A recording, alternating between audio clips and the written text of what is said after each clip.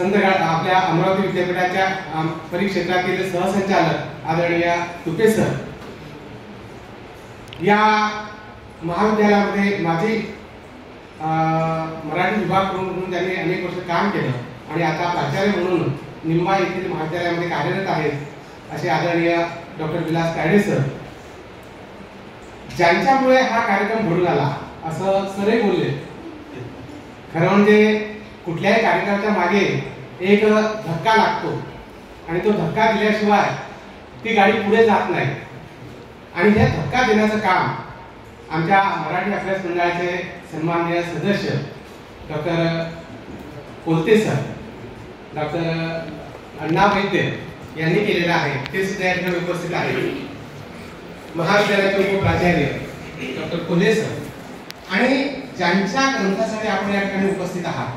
तर म्हणजे सरांनी फार सुंदर शब्दांमध्ये त्यांचं वर्णन केलेलं आहे की त्यांचं साहित्य क्षेत्रातलं योगदान हे हस्तक्षेप करण्याचं आहे. आणि हस्तक्षेप हा मानव जीवनामध्ये फार महत्त्वाचा भाग असतो. आपण कुठल्याही क्षेत्रामध्ये हस्तक्षेप केल्याशिवाय आपल्या अस्तित्वाची आणि आपल्या अस्मितेची जाणीव आपल्याला होत नाही. आणि म्हणून साहित्य क्षेत्रामध्ये, वाङ्मयीन समीक्षेच्या क्षेत्रामध्ये ज्यांनी म्हणजे जाणीवपूर्वकपणे, ज्यांनी अगदी प्रकर्षाने हस्तक्षेप केलेला आहे असे आमचे मित्र, महाराष्ट्रातले एक समीक्षक डॉक्टर अशोक इंगळे सर, या कार्यक्रमाचं सूत्रसंचालन करणारे अनिल अंबलकर सर, ज्यांनी हा अतिशय सुंदर ग्रंथ या ठिकाणी प्रकाशित केला आणि त्यांचं भरभरून कौतुक तुपे सरांनी केलं. खरं म्हणजे हे धाडिष्ट लागते. एवढा मोठा 400 पानांचा ग्रंथ प्रकाशित करणं आणि तो विक्रीसाठी बाजारात आणणं इतकी सोपी गोष्ट नाही. आणि ते धाडिष्ट करणारे या ज्ञानपथ पब्लिकेशनचे सचिन सुकळकर सर, सभागृहात उपस्थित असणारे आमचे मित्र doctor Anil Babulkar sir, Gadmal sir, सर्व सन्माननीय अतिथी आणि विद्यार्थी मित्रांनो, खरं म्हणजे हे खूप मोठं धाडिष्टाचं काम आहे. मोठ्या प्रदीर्घ बृहत ग्रंथावर भाष्य करणं आणि तेही समीक्षेची समीक्षा करणं किती अवघड काम असू शकते याची जाणीव आपल्याला असायला पाहिजे. खरं म्हणजे समीक्षा हा साहित्यावरचा एक टीकात्मक भाग असतो. आणि साहित्याचे वेगवेगळे प्रकार आहेत. साहित्याचे कथा, कादंबरी, कविता, नाटक, ललित साहित्य हे वेगवेगळे आकृतीबंध असतात. हे साहित्याचे वेगवेगळे प्रकार लालित्याच्या अंगाने तो कलावंत त्याला जे भावलं, त्याला जे अनुभवाला आलेलं जग आहे ते शब्दरूप करण्याचा प्रयत्न करत असतो. परंतु त्यानंतर ही कलाकृती जनसामान्यांमध्ये जाते, ती लोकांमध्ये जाते आणि लोकांमध्ये गेल्यानंतर त्याच्यावरच्या प्रतिक्रिया ह्या अवतीभोवती उमटतात. मग काही विचारवंत त्या ग्रंथाचं, त्या साहित्याचं सिंहावलोकन करतात, त्याचं परीक्षण करतात आणि त्या परीक्षणामधून त्या ग्रंथाचं स्वरूप मांडण्याचा प्रयत्न करतात. या ग्रंथात आढळलेलं काय आहे, म्हणजे एखादी कादंबरी प्रकाशित झाली, त्या कादंबरीचा आशय काय आहे, त्या कादंबरीचं आशय मूल्य काय आहे, त्या कादंबरीचा आकृतीबंध कसा आहे, त्या कादंबरीमध्ये असणारी घटना कशी आहे, पात्र कसे आहे, त्याचे स्वभाव विशेष कसे आहे आणि एकूणच सामाजिक परिप्रेक्ष्यामध्ये त्या कादंबरीचं अस्तित्व काय आहे, हे तपासण्याचा प्रयत्न तो समीक्षक करत असतो. आणि त्यातून मग एक समीक्षा ही उदयाला येत असते. समीक्षेचे सुद्धा वेगवेगळे प्रकार आहेत. सरांनी सांगितलं की अशोक इंगळे सरांची समीक्षा ही आस्वादात्मक अंगाने केलेली नाही. खरं म्हणजे आस्वादात्मक अंगाने केलेली समीक्षा ही कलावादी प्रांतात मोडते. म्हणजे कलावाद आणि जीवनवाद हे जे साहित्य प्रांतामध्ये जे दोन वाद खूप लोकप्रिय झाले होते आणि त्यामध्ये प्रचंड संघर्ष मधल्या काळामध्ये निर्माण झाला होता, त्यामध्ये आस्वादात्मक समीक्षा ही त्या एखादी कविता असेल, कादंबरी असेल, नाटक असेल तर त्या नाटकाचा मध्ये असणारा आशय आणि त्या नाटकांमध्ये, कादंबरीमध्ये असणारी गुणसूत्र, त्यामध्ये असणारं लावण्य, लालित्य, त्यामध्ये असणारं सौंदर्य याचा विचार करून ती आस्वादात्मक समीक्षा लिहिली जाते. खरं म्हणजे या गोष्टीमध्ये डॉक्टर अशोक इंगळे सरांना रस नाही, कारण ही कलावादी समीक्षा आहे. त्यांचा पिंड हा वैचारिक आहे, त्यांचा पिंड हा समीक्षेचा आहे, त्यांचा पिंड हा समाजशास्त्रीय विचारांनी भारलेला आहे आणि त्यामुळे आपल्या अवतीभोवती असणारा समाज वास्तवताला त्यांना व्यतीत करते.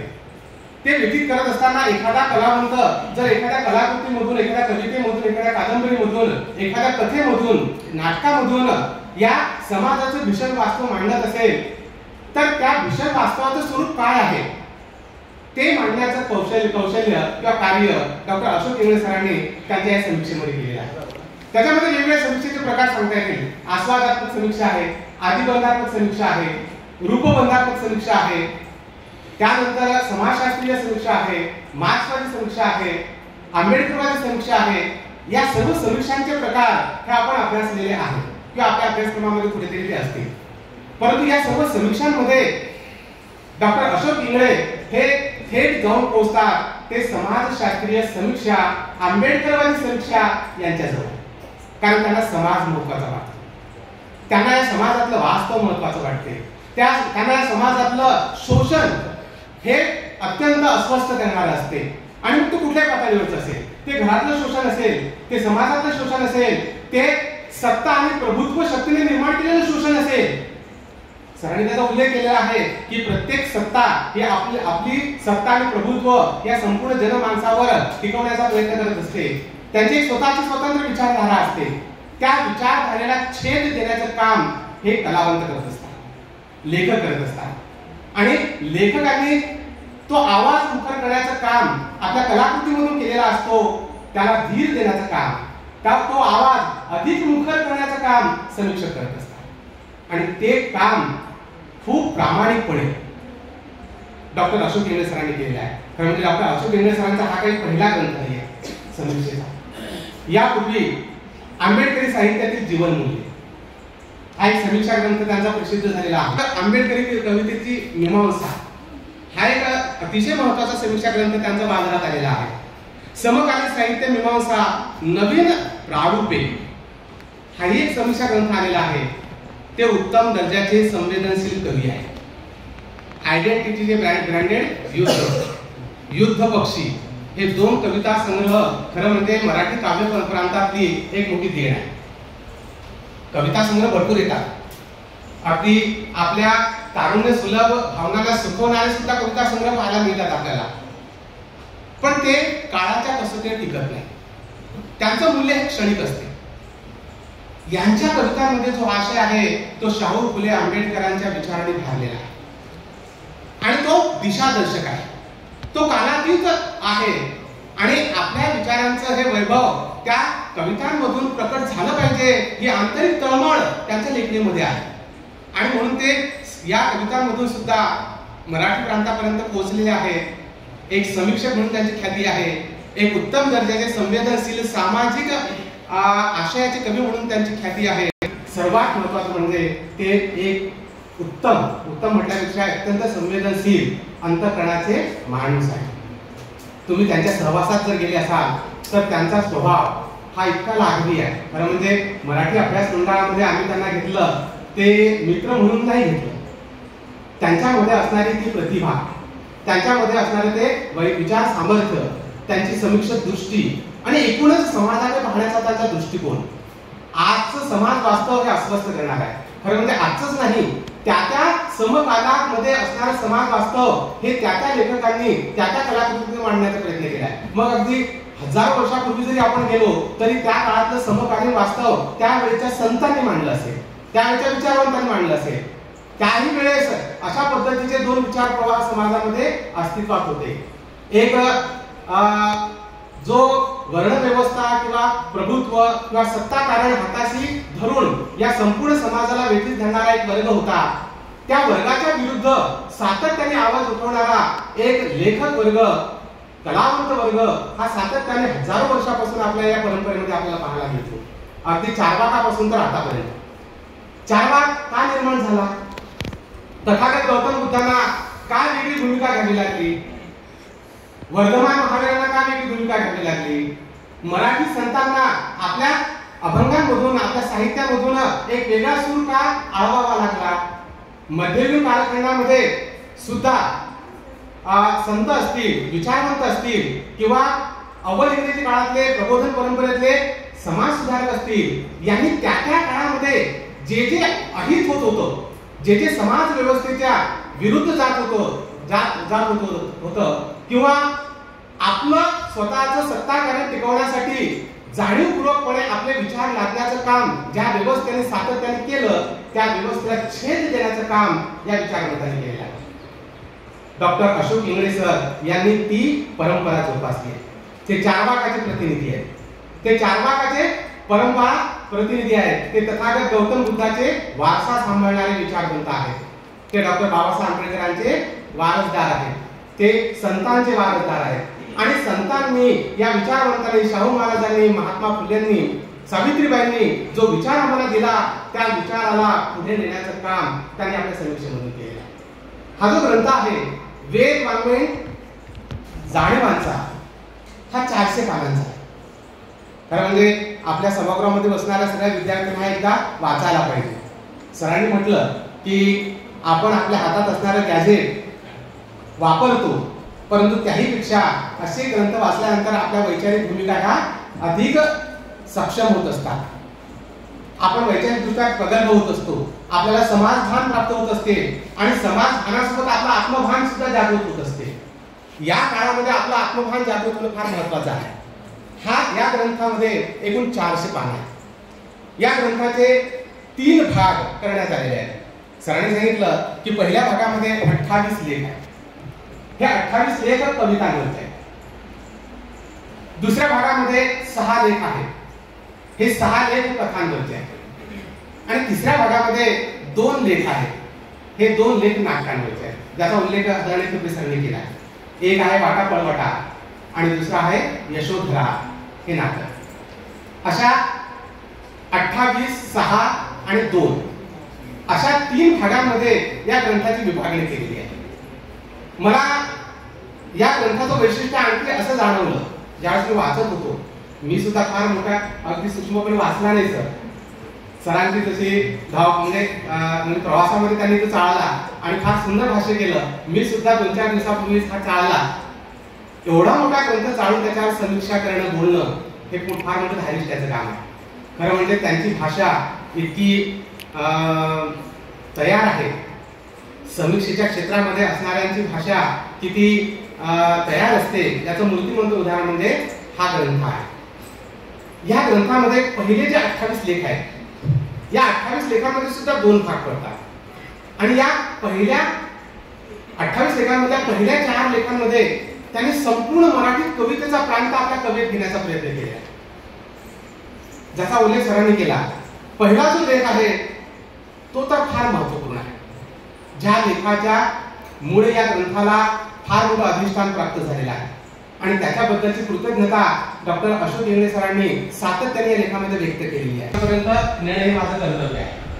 त्या लेखाचं शीर्षक आहे महात्मा फुले नवमूल्यांचा हस्तक्षेप, अखंडादी काव्यरचना. महात्मा फुल्यांनी वेगवेगळे ग्रंथ लिहिले. त्याचा गुलामगिरी आहे, सार्वजनिक सत्यधर्म आहे, तृतीय रत्न आहे आणि अखंडादी काव्यरचना आहे. सरांनी त्याचा बारकाईने अभ्यास केला की महात्मा फुल्यांनी ज्यावेळी त्या समाजाचं परिष्करण केलं, अवलोकन केलं, त्यावेळेस त्यांच्या लक्षात आलं की या समाजामध्ये प्रचंड विसंगती आहे, विषमता आहे. या समाजामध्ये एक मूलतत्ववादी परंपरा कायम बहुजन समाजातल्या शूद्र वर्गाला दडपण्याचं काम करते आहे आणि माणसामध्ये भेद निर्माण करण्याचं काम या व्यवस्थेने हजारो वर्षापासून केलेलं आहे. त्या व्यवस्थेला धक्के देण्याचं काम पहिल्यांदा जर कोणी केलं असेल तर ते महात्मा फुल्यांनी केलं. सुरुवातीला त्यांनी अखंड या शब्दाच्या पूर्वी अभंग या आकृतीबंधामध्ये काव्यरचना करण्याचा प्रयत्न केला किंवा काव्यरचना केली, पण पुढे त्यांनी अभंग या शब्दाला अखंड या शब्दामध्ये परावर्तित केलं आणि अखंडादी काव्यरचना केली. ही सर्व अखंडादी काव्यरचना आपण वाचली तर तो सत्याचा शोध आहे, तो सत्याधिष्ठित विचारांचा शोध आहे, तो मूल्याधिष्ठित विचारांचा शोध आहे आणि म्हणून तो या व्यवस्थेमध्ये हस्तक्षेप आहे. या व्यवस्थेमध्ये जे जे वाईट आहे, जे जे अहितकारक आहे, जे जे अमूल्याधिष्ठित आहे ते बाहेर निघालं पाहिजे. त्याला आपण काढून फेकून दिलं पाहिजे आणि त्याच्याशी सबळपणे आपण सामना केला पाहिजे, हा विचार पहिल्यांदा आपल्या कवितेमधून महात्मा फुल्यांनी दिला. त्यांनी त्या लेखामध्ये खंत व्यक्त केली. मराठी काव्य कवितेच्या प्रांतामध्ये सर आपल्या साहित्य क्षेत्रामध्ये आपण नेहमी चर्चा करतो की मराठी साहित्याचा इतिहास लिहिला गेला आणि साहित्य इतिहासामध्ये अनेक इतिहासकारांनी काही विधानं करून टाकलेली आहेत. ती विधानं प्रमाण म्हणून पुढची समीक्षा ही लिहिली आहे. असंच एक विधान मराठी साहित्याच्या मराठी कवितेच्या क्षेत्रात केल्या गेलं ते असं होतं की केशवसूत हे मराठी कवितेचे जनक आहे. आधुनिक मराठी कवितेचे प्रवर्तक हे केशवसूत आहे. केशवसूतांबद्दल आदर आहे. केशवसूतांनी सामाजिक आशयाच्या कविता आपल्याला दिल्या आहेत. त्यांनी पहिल्यांदा देव दानवा नरे निर्मिले निमतो लोका कळवू द्या असा संदेश दिला. त्यांनी विज्ञाननिष्ठ दृष्टी दिली. त्यांनी या समाजाची विषमता आमच्या लक्षात आणून दिली. परंतु ज्या काळामध्ये केशवसूतांनी हा सामाजिक विचार आपल्याला दिला त्याच्या 30 वर्षाआधी महात्मा फुल्यांनी अखंडादी काव्यरचना केलेली आहे. आणि महात्मा फुल्यांच्या या अखंडादी काव्यरचनेमध्ये केशवसूतांपेक्षाही दाहक विचार आहे. त्यांनी थेट व्यवस्थेलाच प्रश्न विचारले आणि त्या व्यवस्थेला प्रश्न विचारले नाही तर एक पर्याय सुद्धा त्यांनी दिलाय. खरं म्हणजे प्रश्न विचारून चालत नाही तर आपण पर्याय दिले पाहिजेत. एक वेगळी व्यवस्था आपण उभी केली पाहिजे. ती वेगळी व्यवस्था उभी करण्याचं सामर्थ्य महात्मा फुल्यांनी या अखंडादी काव्य रचनेमधून आपल्याला दिलेलं आहे. डॉक्टर अशोक इंगळे सरांनी त्या ठिकाणी आपली खंत व्यक्त केली आणि त्यांचं असं म्हणणं होतं की आधुनिक मराठी कवितेचे जनक केशवसूतांना म्हटले जाते, हे मत मला मान्य नाही. मला मान्य नाही. खरं म्हणजे केशवसूतांच्या पूर्वी महात्मा फुल्यांनी मराठी कवितेचा एक जाज्वल्यपूर्ण प्रवास आपल्या कवितेमधून नेलेला आहे आणि तो अत्यंत समाजनिष्ठ आहे, परिवर्तनवादी आहे, विज्ञाननिष्ठ आहे, तो विवेकनिष्ठ आहे. म्हणून मराठी कवितेचे जनकत्व आणि प्रवर्तकत्व हे सावित्रीबाई फुले आणि महात्मा फुले या दाम्पत्याकडे जायला पाहिजे. म्हणजे समीक्षक किती धारिष्ट ठेवू शकतो. समीक्षेच्या प्रांतामध्ये आधीच्या पूर्वसुरीच्या चुका केलेल्या असतील त्या दाखवण्याचं सामर्थ्य सुद्धा समीक्षेमध्ये असलं पाहिजे. तो विचार त्यांनी अखंडादी काव्यरचनेमध्ये बोलून दाखवलेला आहे.